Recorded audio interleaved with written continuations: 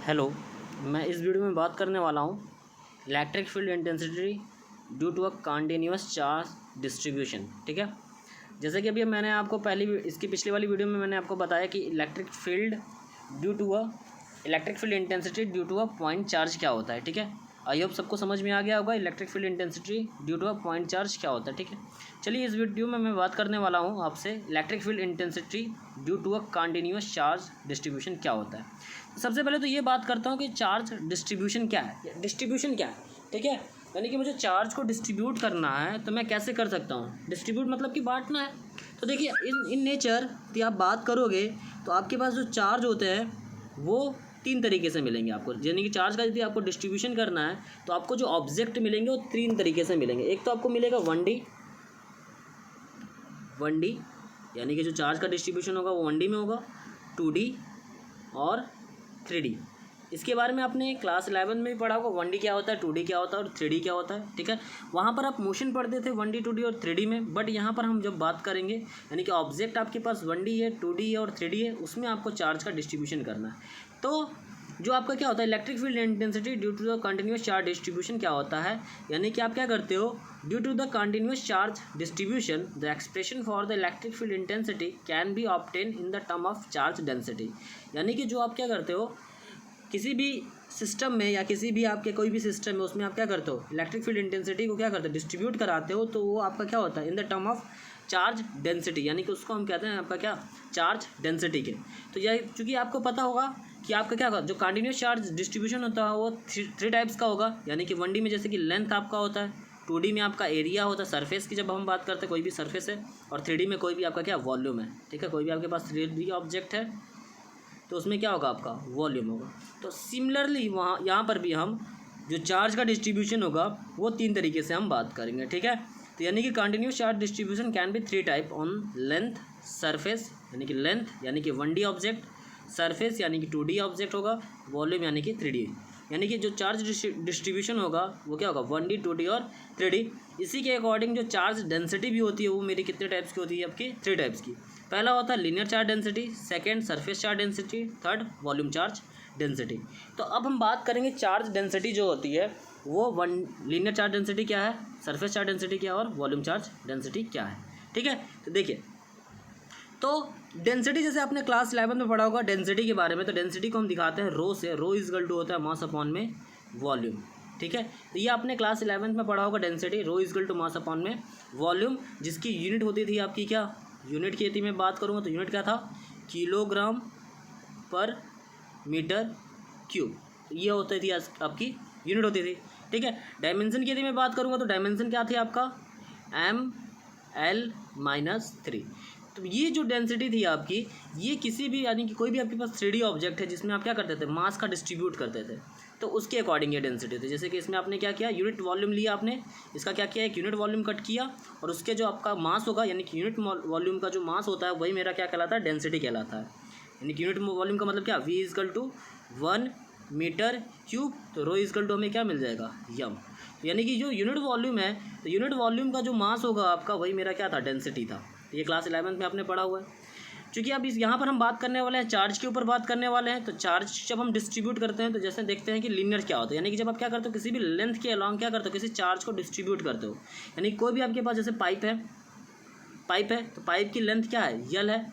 अब आप क्या कर रहे हो इसमें क्यू चार्ज को डिस्ट्रीब्यूट कर रहे हो, तो यानी कि ये हमेशा याद रखिएगा जब भी किसी भी सिस्टम में यदि आपको चार्ज डिस्ट्रीब्यूट करते हो तो वो हमेशा क्या होता है एक या तो पॉजिटिव डिस्ट्रीब्यूट होगा या तो नेगेटिव। यानी कि केवल और कोयल और सिंगल चार्ज होता है, यानी कि या तो पॉजिटिव चार्ज डिस्ट्रीब्यूट होगा या तो नेगेटिव। क्यों, क्योंकि जब आप क्या करते हो जैसे 2 बाल्टी है आपके पास में, एक में पॉजिटिव चार्ज रखा हुआ है, सेकेंड बाल्टी है नेगेटिव चार्ज है।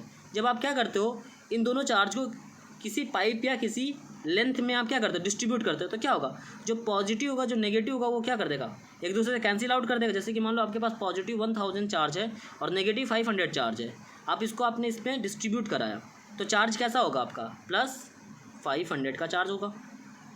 ठीक है, क्योंकि जो आपके 500 माइनस थे और जो +500 थे वो क्या होगा कैंसिल आउट हो जाएगा, और चूँकि आपका क्या है यदि +1000 है आपके पास में तो +500 क्या होगा आपका बच जाएगा। ठीक है, तो यानी कि जब भी किसी भी सिस्टम में जब चार्ज का डिस्ट्रीब्यूशन करते हो तो हमेशा वो एक चार्ज होगा, यानी कि या तो पॉजिटिव या तो नेगेटिव होगा, ठीक है। तो लीनियर चार्ज डेंसिटी क्या होती है, यानी कि when the charge q is distributed uniformly over a length l when the object is present of per unit length is known as linear charge density. यानी इसको दिखाते कैसे हैं, आपका लैम्डा से दिखाते हैं, इसको कहते हैं लैम्डा। क्या होता है आपका लैम्डा, यानी कि कोई लैम्डा है, लैम्डा इजकल टू क्या होता है q बाई एल। यानी कोई भी आपके पास सिस्टम है, सिस्टम का लेंथ कितना यल है, जिसमें आप क्या डिस्ट्रीब्यूट कर रहे हो, चार्ज q को डिस्ट्रीब्यूट कर रहे हो, तो पर यूनिट लेंथ में जो आपका क्या होता है चार्ज होता है, पर यूनिट लेंथ में जो चार्ज होता है वही क्या होता है आपका लैम्डा होता है, यानी कि लीनियर चार्ज डेंसिटी होती है। तो इसका यूनिट क्या हो जाएगा आपका, यूनिट लैम्डा इजकल टू क्या है q बाई यल। तो q क्या है कूलॉम और लेंथ क्या है मीटर, तो कूलॉम पर मीटर इसकी क्या हो जाएगी यूनिट हो जाएगी, ठीक है। डायमेंशन क्या हो जाएगी, डायमेंशन क्या हो जाएगा, कूलॉम का क्या हो गया 80 अपॉन में m क्या है आपका लेंथ, तो लेंथ का यल, तो क्या हो जाएगा यूनिट ATL माइनस 1, यानी कि लीनियर चार्ज डेंसिटी की जो डायमेंशन हो जाएगी ATL माइनस 1 हो जाएगी। सिमिलरली जब आप बात करोगे सरफेस चार्ज डेंसिटी की, तो सरफेस में क्या होगा, सरफेस यानी कि एरिया, यानी कि कोई आपके पास कोई सरफेस है, प्लेन सरफेस है आपके पास, तो यानी कि प्लेन सरफेस है, तो प्लेन सरफेस में हमेशा क्या होगा, प्लेन सरफेस हमेशा कैसा ऑब्जेक्ट होती है 2D, यानी कोई भी आप 2D ऑब्जेक्ट जब लेकर काम करते हो, जो क्या होता है 2D में हमेशा क्या आता है आपका एरिया निकलता है, क्या निकलता है आपका एरिया। यानी किसी एरिया में जब आप क्या करते हो, किसी चार्ज q को डिस्ट्रीब्यूट करते हो, ठीक है, तो वहाँ पर क्या होता है सरफेस चार्ज डेंसिटी होता है। तो यानी कि when the charge is q is distributed uniformly over a surface of area a when the charge present on per unit area is known as surface charge density. और इसको हम किससे represent करते हैं, सिग्मा से। किससे रिप्रेजेंट करते हैं आपका सिग्मा। सिग्मा इजकल टू जो फॉर्मूला हो जाता है, सिग्मा इजकल टू क्या हो जाएगा q by a, sigma is equal to क्या हो जाएगा आपका q बाई ए। तो यूनिट क्या हो जाएगी आपकी, यूनिट q क्या है कूलॉम और एरिया का क्या हो जाएगा मीटर स्क्वायर, तो यूनिट क्या हो गया आपका कूलॉम मीटर स्क्वायर। तो और इसके बाद डायमेंशन क्या हो जाएगी इसकी, वही कूलॉम का 80 और एरिया की डायमेंशन क्या होती है एल स्क्वायर, तो आ जाएगा फॉर्मूला आपका ATL माइनस 2, ठीक है। तो ये हो जाएगा ATL माइनस 2, ठीक। सिमिलरली आप देखोगे वॉल्यूम चार्ज डेंसिटी, तो वॉल्यूम चार्ज डेंसिटी जो होगा आपका वॉल्यूम चार्ज डेंसिटी, तो वॉल्यूम है तो हमेशा 3D ऑब्जेक्ट की हम बात करेंगे। तो वही सिमिलरली जब आपका क्या है कोई भी आपके पास q चार्ज है, यूनिफॉर्मली चार्ज है, उसको क्या करते हो किसी भी 3D ऑब्जेक्ट में क्या करते हो डिस्ट्रीब्यूट कराते हो, तो उसके पर यूनिट लेंथ में जो चार्ज प्रेजेंट होगा वहाँ पर, उसी को हम क्या कहते हैं आपका वॉल्यूम चार्ज डेंसिटी। इसको दिखाते हैं आपका रो से, किससे दिखाते हैं आपका रो, तो रो इजकल टू क्या हो जाएगा q बाई वी, यूनिट क्या हो जाएगी आपकी कूलॉम पर मीटर क्यू, डायमेंशन क्या हो जाएगा ATL माइनस 3, ठीक है।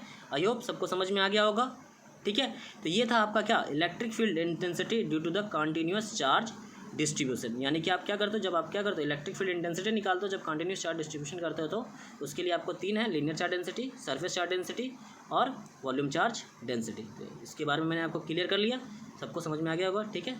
Thank you.